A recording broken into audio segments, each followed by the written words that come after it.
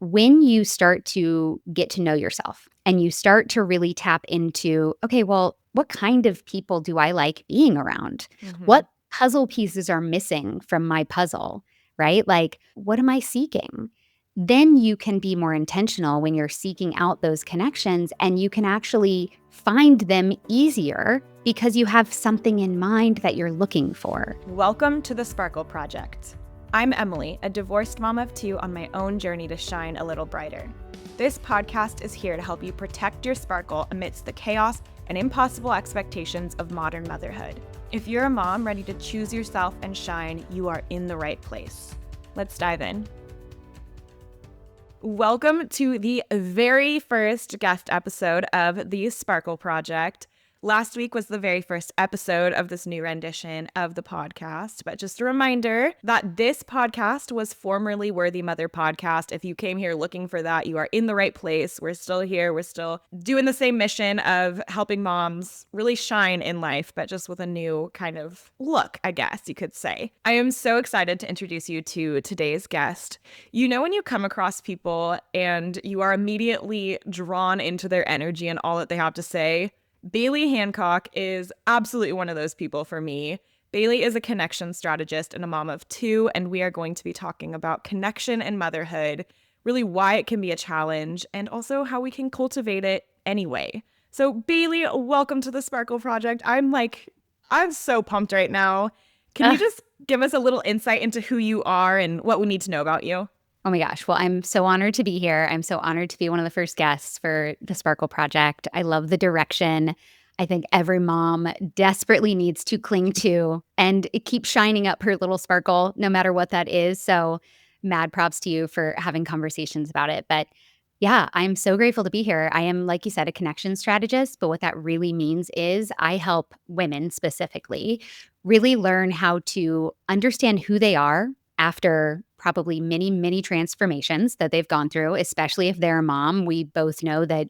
I mean, I personally feel like I've been 100 different women this year alone, let alone before motherhood. It's like, who was that person way back then, right? It's only been 6 years that I've been a mom, and I don't even recognize the pre-mom version of me anymore, which is, both unsettling and exciting and all of those things. But what I find is a lot of women tend to lose themselves in the process of becoming mothers. And you're usually doing this motherhood thing in your 30s, maybe 40s. At least most of my friends, my sister had her first kid at 21. So obviously, we've got like a 20-year time span where it could happen, right? Yeah. And so within that, though, come so many other major life shifts, right? Between like moves and you're moving up in your career and maybe you're buying home or you're getting married or you're getting divorced or you're losing friends or you're maybe meeting new people. That's less common, I find. But there's a lot of stuff going on at the same time. And so what I have found is there tends to be a moment where you sort of like come up for air and you look around and sort of get the lay of the land. And you're like, who the hell am I? Where am I? How did I get here? And where are all of my people? Where are all of my friends? Where is my freaking village that I was told existed? And for most of us, the sad reality is it's not there. And it's not there because it's no longer built in to our society. And most of us live far away from our friends, especially our besties, which really sucks. I have besties all over this planet Earth, and I get to see them if I'm lucky once a year. And so we come up for air. We have this moment of like, what? What is my life? I feel so isolated. I feel so alone. I feel so disconnected. And a lot of that is failures on the system of failing us as mothers. There's a lot of lack of system put in place in our country, in America specifically. And so my work is really designed to help people remember who the hell they are, get to know who they've become, and really like anchor into who they are becoming. So it's like kind of past, present, future.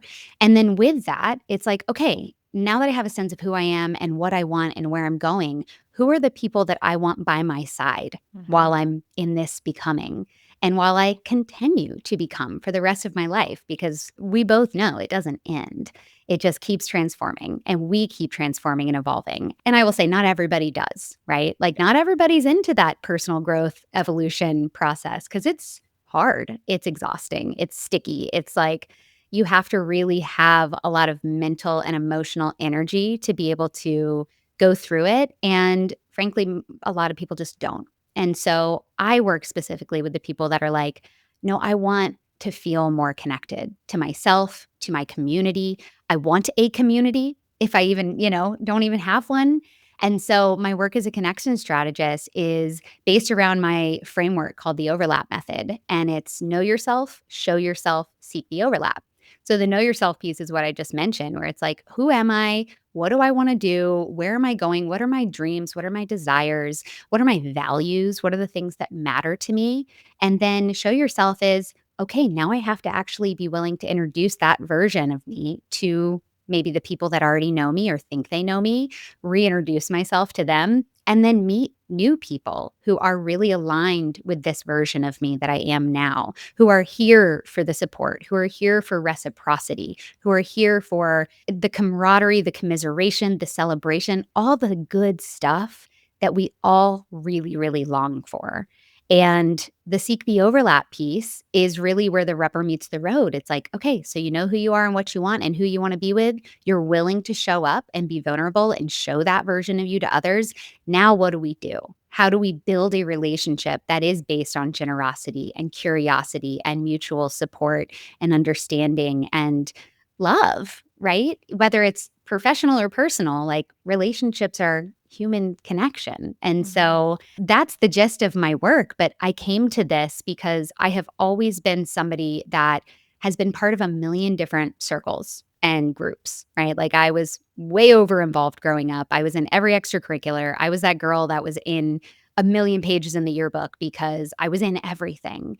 And what happened was, over the decades after high school and college, I started to realize that the bulk of my relationships were kind of surface level Yeah. and there wasn't that depth. And there were a lot of reasons for that.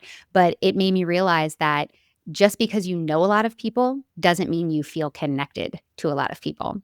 And just because you have a big community, in quotes, doesn't mean those people are your people who are going to have your back and who are Yeah. going to be those ride or dies that we all desperately need, especially in the stickier, more crunchy parts of our life.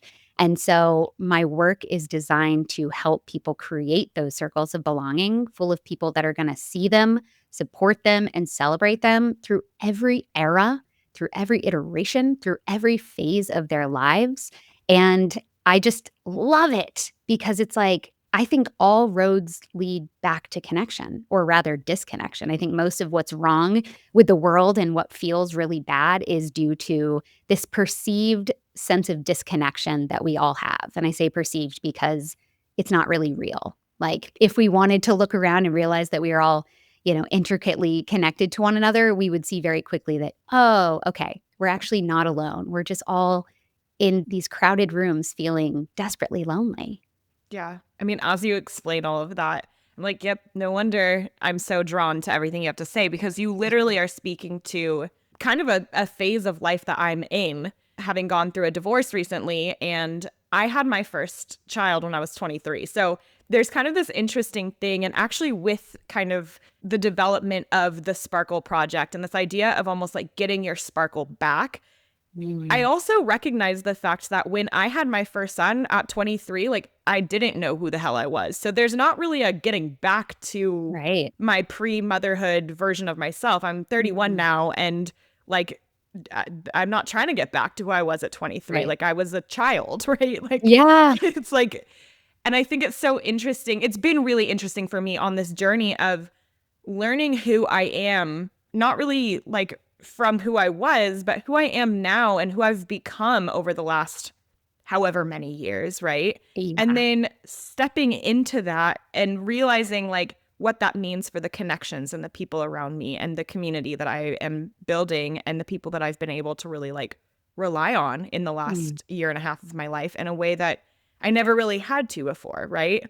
Right. Um, I'm so drawn to this. And I think this is such an important conversation for anyone, no matter when you became a mom, no matter what your situation looks like right now. I think we can always be talking about how we can better connect both internally and externally. And I would love to like actually dig into that a little bit of Yeah. what connection really means to you. Like when you're talking about connection, what does that look like, especially in the Yeah. context of motherhood? I think it's probably one of those very personal definitions, right? Mm-hmm. Where it's like, well, what does connection mean to you? When you say you don't feel connected, what do you think that means, right? And Mm-hmm. I can say, for me, I was for a long time missing inner connection because we're not taught how to connect with ourselves at all. I certainly wasn't. It wasn't even a concept that I considered until about a year and a half ago when I started my most recent podcast called Seeking the Overlap. I set out to create that podcast to help other people learn how to connect with other people. I was like, I'm a connection strategist. Let me teach you something. And I started interviewing all of these fascinating people, a lot of authors, and I had some therapists and some embodiment coaches and just people that are very much in that world. And one thing that they all kept talking about was you can't fully connect deeply and authentically with other people unless you have a strong connection with yourself. And I'm hearing them say this, and I'm like, "Oh, yes, you can. I've been doing it my whole life." And then that's when I really started running the tape back. And I was like, have I been connected my whole life? Or have I been in connection or in network or in community with other people? And that's when I started realizing, like, oh, this is why I was always seeking out connection, or I was always seeking out friends and different groups because I was like desperately trying to find something, but I was looking in the wrong place. I was trying to skip ahead to the connection with others without knowing who I was. And the reason why that matters is because it's like if you're just sort of guessing at who you are or you're making decisions about who you're going to connect with, assuming there's even any intentionality behind that, right? Most of us just connect with who's around us, Mm-hmm. right? Whether it's our classmates or our neighbors or our partner's friends or our coworkers, right? And I call that your circumstantial community. They're the people that are there without you having to seek them out, right? They're your easy people. So a lot of times we just sort of inherit these connections and they're not actually intentional at all. They're not really aligned because you can't have alignment if you don't know what's on your end, right? And so I just think of it as like you're using entirely your brain to connect with somebody else as opposed to your body, your soul, your heart, whatever word feels right for you. But when you start to get to know yourself and you start to really tap into, okay, well, what kind of people do I like being around? Mm-hmm. What puzzle pieces are missing from my puzzle, right? Like, what am I seeking? Then you can be more intentional when you're seeking out those connections and you can actually find them easier because you have something in mind that you're looking for, Yeah. right?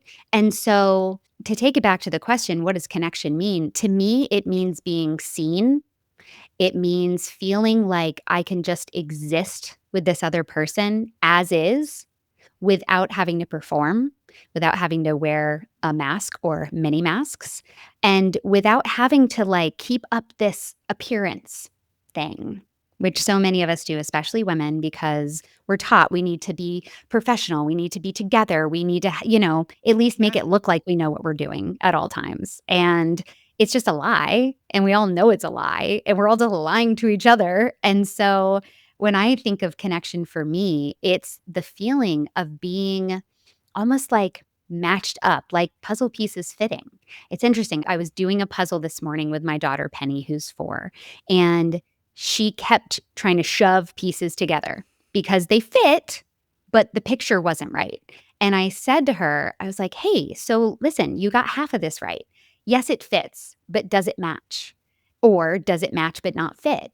Right. And so it's just so funny because even talking to her about it, I'm like, I know that it would be easier in this exact moment to just make this piece work because it's close enough. But is it the piece that actually fits? And then, of course, if you use the wrong puzzle piece in one spot, it's going to throw the rest of the puzzle off. And it's the same with our relationships. Yes, you can make it work. You can, it's close enough. Why not? That's good enough. 60% will do. And it's Yeah. like, I mean, maybe for a minute, but eventually it's going to cause problems. It's going to mess up the rest of your puzzle, as opposed to taking the time to find the people that actually feel like slipping into a warm jacuzzi on a cold night. That feeling of like, oh, I can just relax. I can just be whoever I am in this moment without having to put forth a lot of energy that I don't have to make you like me. And Yeah. so to me, connection is when there's an actual like lock and key fit. And it just feels completely different than connection based on kind of false pretenses. Yeah.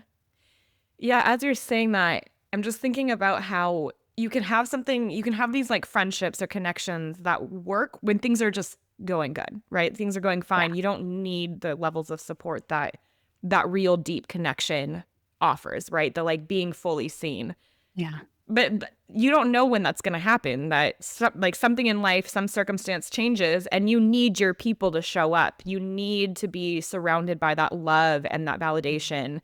And I think a lot of people, but a lot of moms in particular, come up against that because the friendships and the connections have not been developed or maintained. And then it's like Hmm. you come to a place where I'm going through something right now and I am completely alone because I don't have anyone to talk to about this in full honesty. And that's a Right. really challenging experience. And it's why conversations like this are so important because there's something we can do about it. Hmm. What are your thoughts on how hard it is as an adult, but as a mom in particular? There's like additional challenges to making friendships and then also maintaining friendships, whether that's new friendships or the old friendships that we've had in the past. Like there's challenges. What do you have to say about all of that? They're so real. They're so valid. They're so present because I don't know another mom. And granted, my kids are 4 and 6. And so a lot of my mom friends are in the same zone, which is a hard one. Like little kids are especially exhausting. And so the answer is you are right to feel like it's impossible. It isn't, but it does feel that way. And a lot of what it comes down to is making it work with the energy and the time and what you've got, right? It's like working with what you've got at this phase of motherhood. So, how that looks for me is this is my second year at this elementary school that my kids now both go to. Penny's in TK and my son Archie is in kindergarten. And so I've been there a year now, which means I'm recognizing a lot of faces. People are starting to recognize me. I'm actually finally starting to match names to faces, which is really hard. And it looks like deciding to be more honest and transparent with the other, especially moms. And so last year, it was very much like, we're new here. Like, okay, I'm just going to have my mom shit together, basically, right? Like, I'm going to look like I've got it all together. I'm the room parent and blah, blah, blah. And this year, drop offs have been exceptionally hard because they're both still in the phase where they don't want to leave mom and dad in the morning. They don't want to go into school, even if they have a great time. It's a struggle. And so the first month or so of school, when I would go to drop them off, it was clear that I did not have it all together at all. Right. And I didn't have the energy to even want to pretend. And what happened was day one of school, when we showed up, literally the first day of school, we were 20 minutes late, which I wrote an entire Substack article about because I was just so overwhelmed and embarrassed and triggered and all the things. And what I thought it meant was all these other parents are going to judge us for getting our kids late to school on day one. And so I was so full of shame about it. I was like, "Oh my god, like I'm on the PTA. I should have it more to get like that's a thing, right?" And so what ended up happening though was it opened the door for a lot of other moms to approach me Mm, to be like, "Hey, that looked so hard. I'm really sorry. Do you want to go get a coffee?" Or like, "My kid went through this too. Come month 2, it was fine." Like it opened me up to receive support and commiseration, which I'm yeah. telling you, like, commiseration is one of the best benefits of good friendships, good relationships, because especially motherhood, where you're like, this is so hard, right? And they're like, this is so hard, right? It's like being seen and having that reflected back to you is like, no, you're not imagining this. You're not crazy. Hmm. This is so hard. And I feel it too in a different way. So this year, because of the way it started, I've allowed myself to be seen by these other parents. And I still feel judgment from some of them. And that's okay because they're obviously not my people. Yeah. But others are like, oh, you're cool. I thought maybe you were a little bit like too put together or whatever. And I'm like, oh, no, no, no. No, that was all an act. And they're like, oh, thank God. Okay. So now the cool moms are finding me because they're like, Hmm. oh, we thought you were like this goody goody, whatever. And I'm like, I am, but I'm also not. So it has opened me up to having honest conversations with other moms, which has been so nice because now this morning when I had to send a message to the app, the class app saying, oh, my daughter's staying home again today because of a cough, I had 3 different moms separately message me on the side being like, oh my God, my kid got hand, foot, and mouth. And oh my Yeah. God, my kid's gone through. So it's like there's those moments of connection. Yeah. Those are the moments where you're like, oh, you're my people. I can be honest with you. I can be real with you. And so I tell you all of this because I didn't have to go out of my way to make those new friendships. I just kind of opened up the aperture a little bit more, a little wider to say like, "Hi everybody, I am actually a human here. I am actually experiencing a lot of real human emotions and feelings. Do with that what you will." And it's almost like turned on the neon sign outside of my building that's like open for support, open for business, like come and help out. And that has Yeah. drawn in these new friendships. So I Yeah. didn't have to go out and go to a mommy and me group or a networking event or whatever. I just allowed myself to be seen, which is why show yourself is a very important step of the overlap method. And I allowed myself to be open to other people coming in and saying, like, you know what? Let's go get a coffee. Like, let's go chat. And it takes everything in me as a recovering perfectionist, people pleaser, overachiever, gold star seeker person to allow myself to be vulnerable enough to be Yeah. seen in those less than perfect moments and to offer up the willingness to see others in their moments too. And so I'm now developing these real friendships that our first texts are usually about our kids, but then we get into something else, right? Yeah. And I feel like that's the marker of going from a mom friend to a friend friend, right? Where it's like, well, we met each other because of our kids, but now we actually like each other as humans. We can appreciate each other's wholeness and sparkle. And now we can start to like build upon this Yeah. foundation. And so it is hard work. It's just kind of different hard than you might think it is. Yeah. It's like the more internal hard work rather than Yeah. like going out and seeking and looking for the things.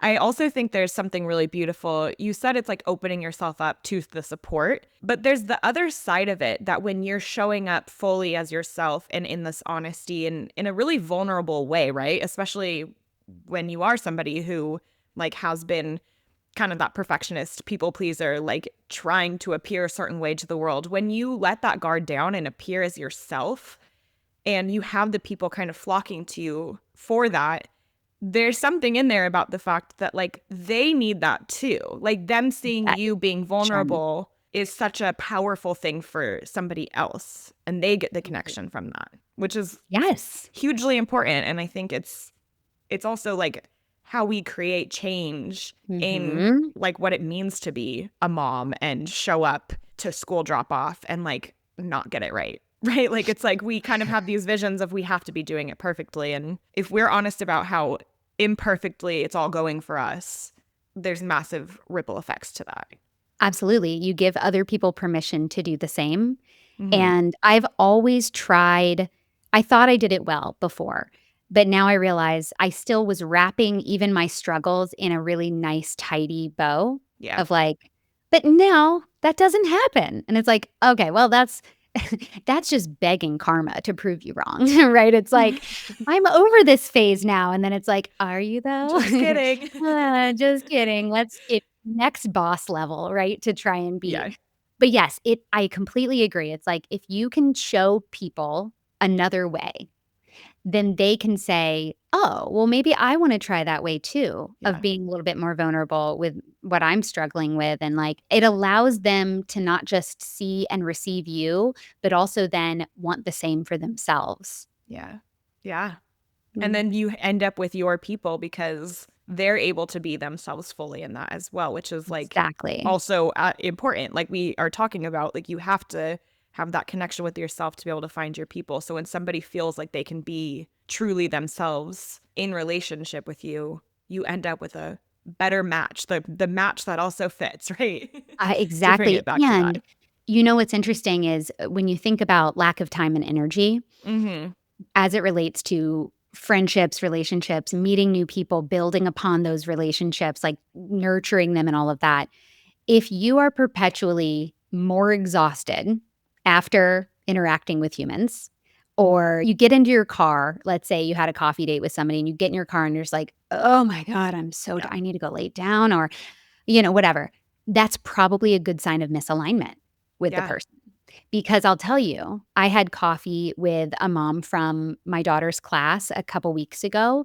And going into that coffee date, I had a hard morning with the kids. I was annoyed. I didn't feel like doing it. I was almost Yeah. going to cancel. I was like, I don't know. I just don't feel like putting on the show right now. And that's what I said to my husband. I don't feel like putting on the show. And he's like, okay, so don't. I was like, okay, shut up. And went to the coffee shop and we sat down and she was like, how's it going? And I'm like, oh my God, this was a freaking morning. And she's like, oh, me too.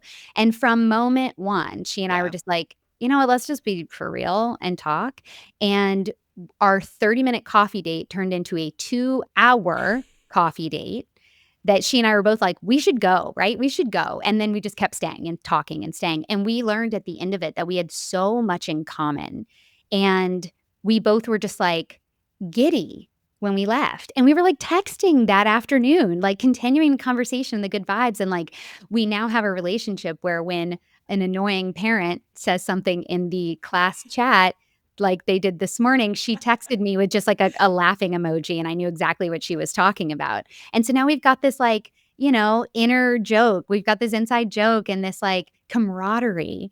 And it's so much better thinking like, "Oh, I've got people that, like, I can laugh about this stuff with too, Yeah. and I can cry about hard stuff with, and I can roll my eyes at other parents with," you know? And so when I left that meeting, I felt more energized and I felt happier and my sparkle was on full display. And so when you think about the kind of relationships that you want the ones that make you feel more energized, more like Yeah. yourself, more connected at the end of it as opposed to depleted.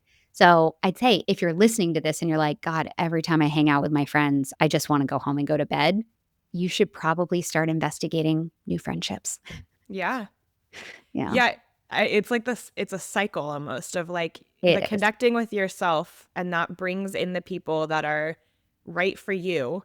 And then with that, you kind of are continuing to be able to be who you are fully and continue connecting with yourself because that journey never stops, right? I think that's a Exactly. really like cool way to think about it. And I definitely relate. Like my kids are about the same age. They're 7 and 4. My Mm. oldest is in second grade. So I've been there since he was in kindergarten. And so I guess, is it my third year at the school? Yeah. And I'm Yeah, like, how does that work? But just having those, like, starting to have connections like that with moms where there's like more of an honesty. And it's great when our kids also get along because ugh, they that's a like will whole other play. thing, So nice. right? It's like, can't you just be friends with the kids that have the Yeah, cool right. parents? But it is like, I mean, with me, it's kind of secondary. Like, I have a good friend who her daughter is friends with my son, and I don't think they hang out at school at all, but like, they're happy to be together when we hang out, which is Good so enough. nice because I'm like, yes, love it. It's like, Yeah. you just get the best of both worlds. It's kind of like childcare that you're also there present It's with like your kid. co-parenting with Yeah. your Oh, yeah, yeah, friends. yeah. Totally. It's the Totally. best. I have one of my best friends, luckily, lives 3 blocks away from me, which is the ultimate dream, and I can't Wow. believe we achieved this in Los Angeles. But her husband and my husband have been best friends since middle school. And so I just lucked out all the way with Yeah. Amanda. But when our husbands are, we'll say golfing or they're hanging out with each other, she will often come over with her 2 kids who are kind of almost same ages as mine, and we'll just let them run amok, and we'll just, take turns, like, getting up for the snacks and, going to the bathroom with them or whatever the kids need. We kinda trade off, and it is Yeah. so much easier between the 2 of us to have 4 kids than it is for each of us to have 2 kids, Yeah. and so the whole friendship co-parenting thing is such a amazing opportunity for moms to, like, get both some, like, friendship juice out of a thing and also not have to do things all by Yeah. themselves. And so, yeah, if you can find a situation where your kids like each other enough and you like each other, then, like, build that into your weekends or after school or whatever, right? Like, have a standing play date for Yeah. you and the mom, and also your kids can come too, right? It's Totally. like that's how you nurture those mom Yeah. relationships is you build it in, you bake it in, because otherwise, if you're trying to have a separate thing, which we both know is a much better situation, like, Oh, yeah. when the kids are not there, you're obviously gonna actually get to It's talk to each ideal. other for more than 10 seconds straight at a time instead of going, "Okay, so what were we talking about? Oh, sorry, hold on, let me" right? Like, it's obviously better when they're not there, but Yeah. if you're gonna be with them anyway, at least have some friends to Yeah. share in the struggles. Yeah. I mean, I'm thinking about in my situation, I have 2 and I'm single parenting, and I have friends who have kids, and I also have friends who don't have kids who I'm like, "Okay, I'll go do this with you with the kids, but, like, you gotta help me with the kids," and they do, Yeah. right? Like, I my 4-year-old, oh, man, he, like, has no concept of, like, the fact that you can't run into the street. He just knows it pisses me off, Oh. but, like, Uh-huh, he same. doesn't get it. No, Like, I oh my know. god. We talk about you're gonna get smashed.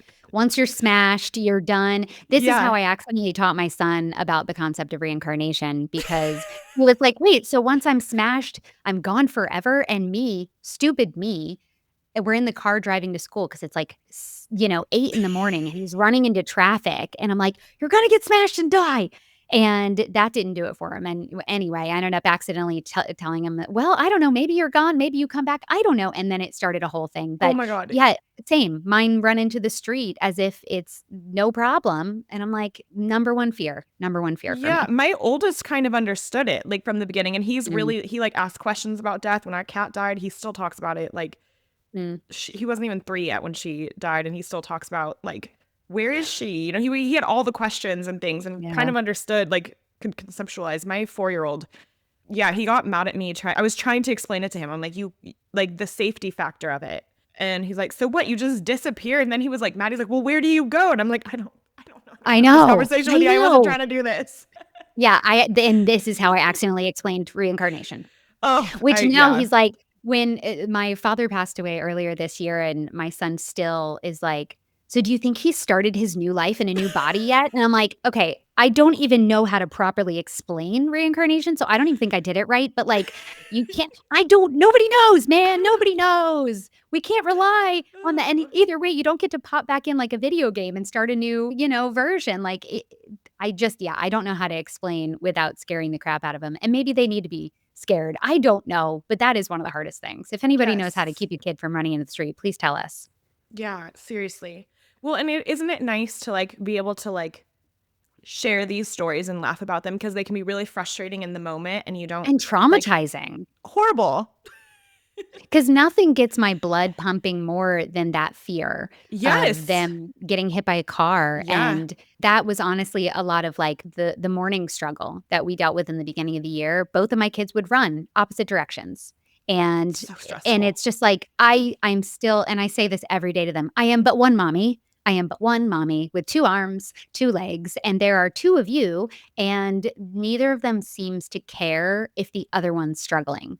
'Cause they're like, "Well, Yeah. what does that have to do with me? I'm gonna throw a tantrum at the same time Well, about because a something lot of different." times the one struggling impacts the other one, and so it 100%. sets them off too. Yes, and both of my kids are very sensitive to noise, which I'm like, Yeah.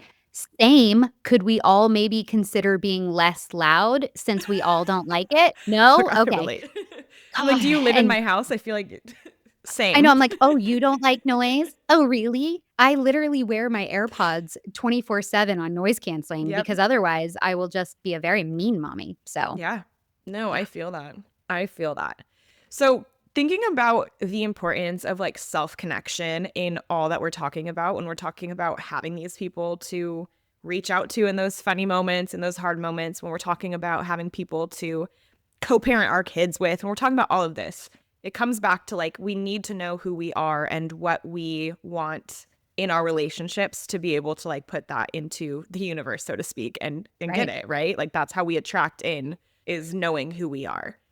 Right. But that knowing who we are piece can be challenging in its own Mm. right. Do you have Oh, yeah. any advice for like the actions to take to connect inward and to really learn who you are and what you want?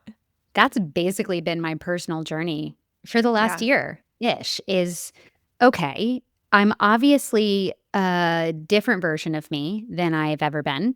And, you said it earlier about like, well, I'm not really getting back my sparkle. I never Yeah. had my sparkle. Yeah. And I think that's the thing we often get wrong about motherhood is like, I need to get my body back. I need to get Mhm. myself back. And it's like, girl, you can't go back. You can only go forward. And so whatever comes after kids will be a whole new version. And so I think releasing attachment to returning to what was is a very important step because Yeah. then you can be more honest and sort of more intentional when you're not trying to retrofit your current life into your old one, Yeah. No, you that know? totally makes sense. It's like trying to remodel an old house without tearing down some walls, without, like, recognizing that, sure, you can keep patching this thing, or Mhm. you can, like, do a slight tear down and, like, build it better, right? And so, for self-connection, what I have found to be really helpful for me personally is I'm a verbal processor. So, I gotta say things out loud to know what I even think, and I often am feeling a certain way without necessarily understanding why or where it's coming from or, that experience of like, I'm in a bad mood, but I'm not exactly sure why. I just know I'm in a bad mood. So what I will do, and this relates to both getting to know like why you're thinking what you're thinking right now, and also starting to get a better perspective and understanding of what you believe, what you hold dear, what you want, like the kind of experiences and opportunities and people you want to attract into your life. So I go on what I call self-talk walks, and I will literally walk around my neighborhood. I go on daily walks anyway, like 30 minutes ish a day for my mental health. And when I'm feeling a type of way or if a conversation comes up that makes me sort of stop and evaluate like, "Oh, why am I feeling triggered by this thing? Yeah. What's that all about?" I will walk around my neighborhood and I always have my AirPods in and I will basically talk through things with myself as if I'm on the phone with my best friend or Yeah. my sister. And so I started this by going on a self-talk walk and saying to myself, "What is your effing problem?" And then I was like, "Well, I'll tell you what my problem is." And I just would go back and forth with myself. And I found it to be really, really helpful because I think for a lot of us, we have a lot of things that we're thinking about, feeling, dealing with that we don't really have a container to put those in, Yeah. right? Because our partner can't always be that person for us. And I find that for most of us that are married to men, they can't really be that for us. And our friends who are other parents or they're busy with their lives, there's this kind of hesitation to pour our stuff onto other Yeah. people, especially if they don't have capacity for it. So the self-talk walks was sort of my solution to being like, all right, well, I clearly need to talk this out. Who better to do it with than me? And what it allowed me to do was sort of play almost like an advisor role to myself. Yeah. And what's interesting about that is it made me realize how many answers I have within me that I would have previously gone to other people for. And the more I'm realizing this, I'm 41. And so I feel like I'm really entering that sweet zone of like self understanding and self compassion and appreciation for actually how much I do know that I Mhm. didn't know that I knew. And so the self talk walks, sure, I do it when I'm having hard days. And it almost always does end with me being like, oh, okay, that actually makes sense why I'm feeling that way. Okay, what now? Yeah. Other days I'll be like, man, I am so triggered by this thing. Like, what do I think that's all about? And I can usually get to the bottom of it. It's almost like playing 20 questions with myself. And I took it to another level because I am an overachieving psychopath. And I will now often record myself talking to myself on the Mm. voice memo app. And then I will take the transcript and give it to ChatGPT and say, what the hell was I going on about? What was happening? And I'll have it just sort of synthesize the information and repeat back to me. It sounds like this is what's going on. Here's what you mentioned being something helpful you wanted to do. And I'll have it give me next steps. So I'm not having it like evaluate me and be my personal therapist because I think there's a lot of challenges and Yeah. ethical concerns with that. But what I will have it do is reflect back to me my exact words. And then it's almost like a third layer of being able to say, "Oh, okay, I see what was going on here, Yeah. and that's good to know." So for me, what this does is it helps me understand what I think. It helps me quickly kind of get to the root of something, which inherently builds self-trust Mm-hmm. and self-compassion and self-understanding. Because when you understand why you react the way you do, you can find the belief that's driving that reaction. And that is like a whole new level of being a person that I'm like in at the moment where I'm like, ooh, I wonder if there's like an internal belief under that that I didn't even know was there, right? Coloring this experience. And there always is. Yeah. And what's cool is if you want, you can decide to no longer believe that thing. It's actually that simple, and it's so hard, but it's also that simple. And so I'm in a period of my life where I'm like lifting up every rock and checking underneath every rug to be like, is there a belief hiding here that's coloring Yeah. this? Is there a belief here? And then excavating that belief and then saying, is this working out for me? Is this actually doing me any favors? And if it's not, then I can set it down. And if it is, then I can keep on to it. Right. But knowing that has been integral because now I can go into scenarios and I can feel the old feelings popping up. And then I can just gently remind myself, actually, we got to the bottom of this already. Remember? And it's like, Yeah. oh, yeah. Okay. We're good. And so that self awareness and self connection has been a complete game changer for my relationships, for my decision making process, for my intuition. My intuition and my gut instincts are so much stronger now that I have been doing this practice. So, whether it's a self talk walk or it's journaling, if you like to Mm-hmm. write, journaling is obviously so helpful. But if you've always been hesitant to journal, try doing a verbal journal like this, Yeah. right? And of course, people can say meditation, but I've never really been good at meditation. So, what I do instead is I will sort of do like a scan, a quick check in. And my little trick for that is I will pretend that I am an alien and I just landed on Earth and I landed in this human body. And so what I will do is I'll be like, okay, I just got here. Let me get the lay of the land. And I will literally look around and be like, am I in danger? No. Am I hungry? No. Am I comfortable? Am I sad? Am I like, I will literally just objectively look at everything going on and take stock.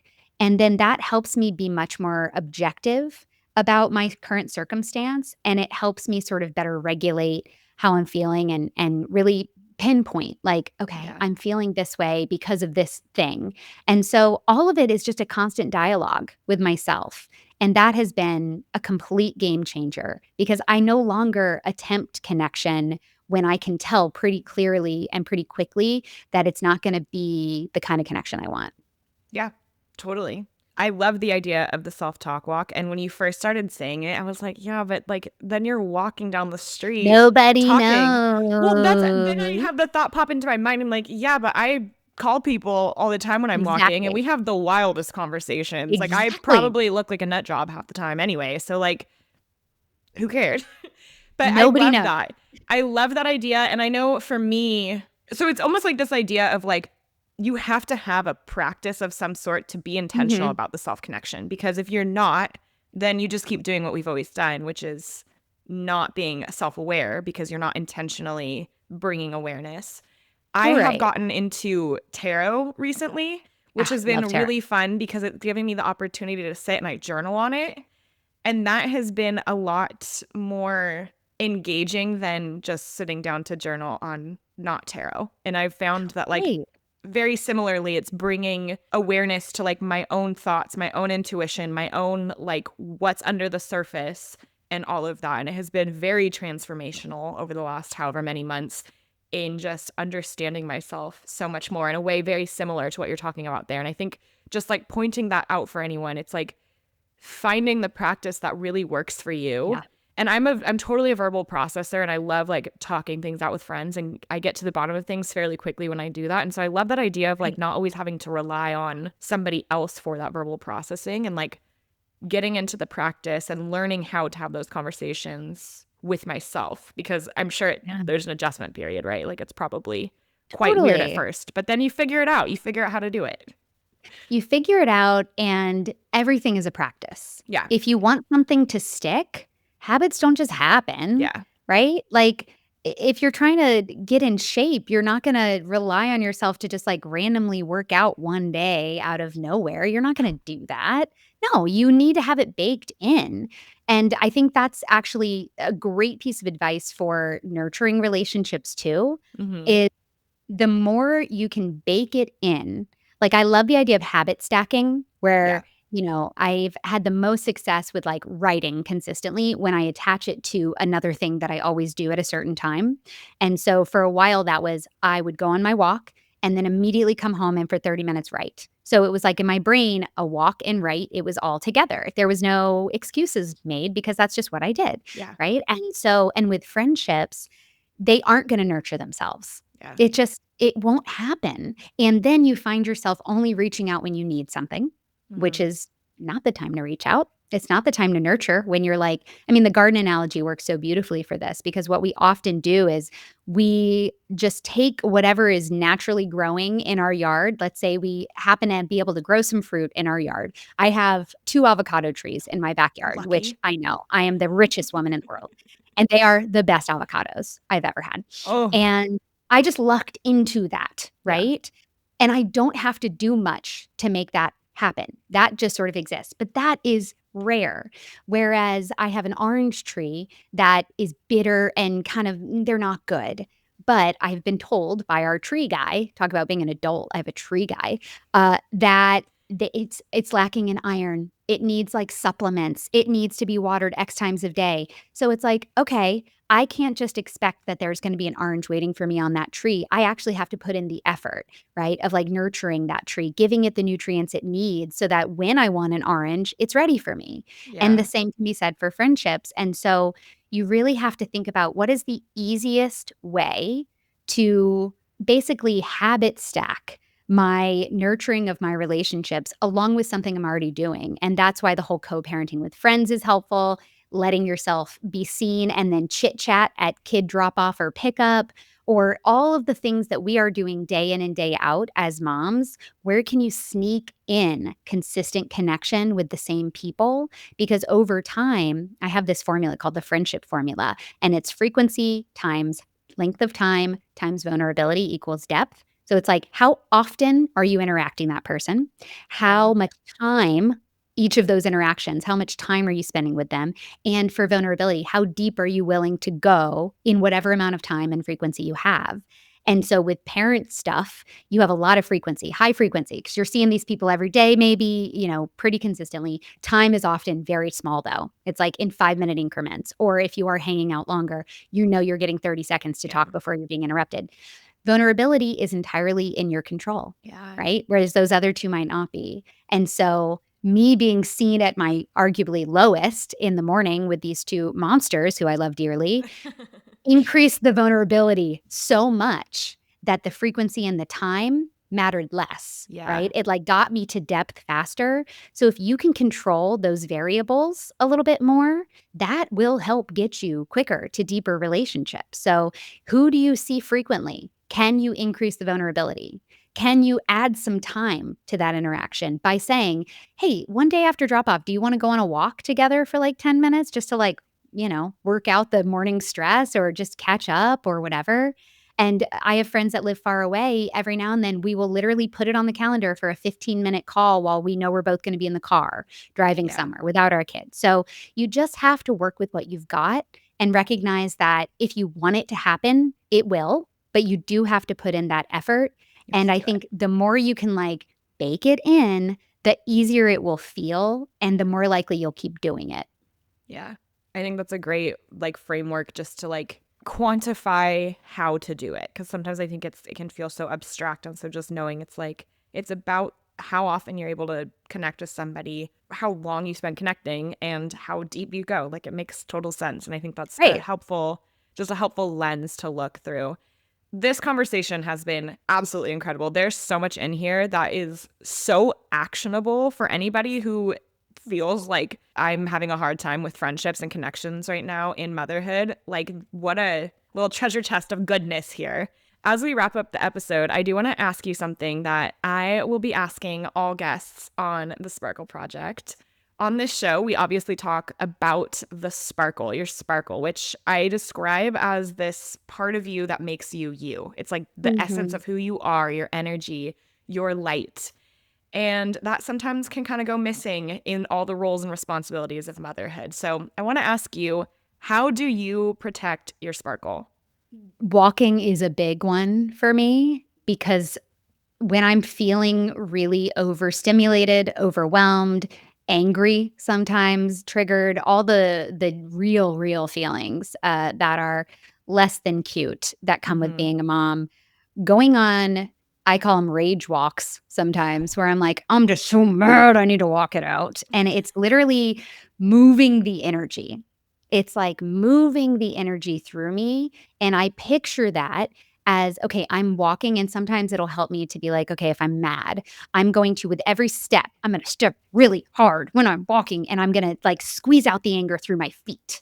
Right. And I just envision it like draining out of me into the pavement so that by the time I come back home, I'm feeling calmer. And in terms of the sparkle, it's giving myself that quiet time to be with me to figure out what the hell I'm thinking and feeling and all those things, because I can't do that. I can't access that information when I'm in the state of overwhelm and when I'm in that heightened emotion.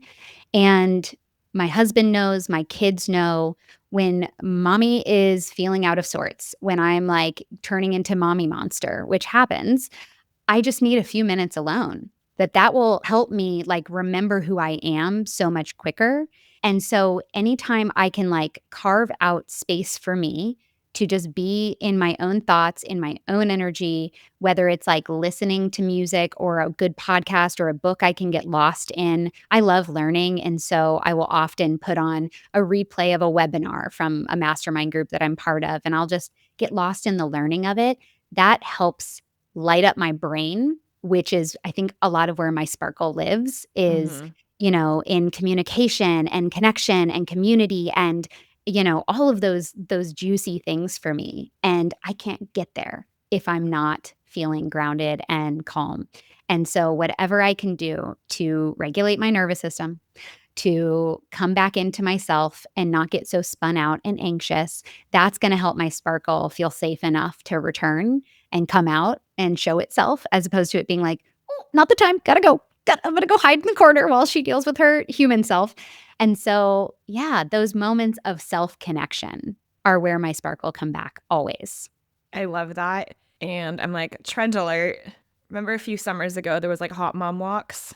I'm like, I think you need to rebrand with like angry mom walks or rage walks. Telling you, rage walks are so helpful, so helpful. And if you combine it with a self-talk walk, those are some recordings. I will say that I will sometimes delete because I'm like, I'm glad you got that out.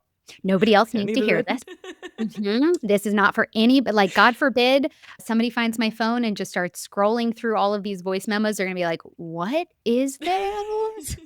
It's like that you'll None of never be your able to business. run for office because Oh, please, at this if point, they uncover it. you No. can do anything, right? That used to be true. Right. I know. I guess. Oh, Yeah. Wait. now it's What like, year are we oh, in? no, anything 2014. goes. Yeah, exactly. Anything goes. You can be the worst person ever and still run for office. But yeah, I think Yep. it's about recognizing that we are all human beings. We are all imperfect, and being able to be okay with that and Yeah. honor that and show that, it just helps everybody feel less crazy and less bad, right? Yeah. It's like having hard emotions doesn't make you bad. It just No. means that's what you're feeling in the moment. So if we can afford the same grace to ourselves that we give to our kids, when we're teaching them about emotions and feelings and how to deal with them properly. I mean, that's been a game changer for me, being able to tell my kids, you're not angry, you're feeling anger. Yeah. That alone is a different reframe, and I've taken that for myself. So it's like, I'm not a furious person. I just feel fury pretty regularly. And that just means there's something that feels wrong to me. And therefore, let's get to that as opposed to the feeling. It's like, well, what's behind the feeling? And so, yeah, that's how I get to it is rage walks, self-talk walks, and solo time to just figure out what the hell is going on inside of this insane brain of mine. I love that. I love all of that. And I think it's so helpful to hear. Baily, where can listeners connect with you? They really should. So, where do they do it? Well, this is such good timing because I'm actually in the process of launching a new community called The Overlap. And it's designed for us. It's designed for the ambitious, growth minded, ever evolving human being who is likely a woman who has maybe lost herself or she's forgotten who she is or she never knew who she was to begin with.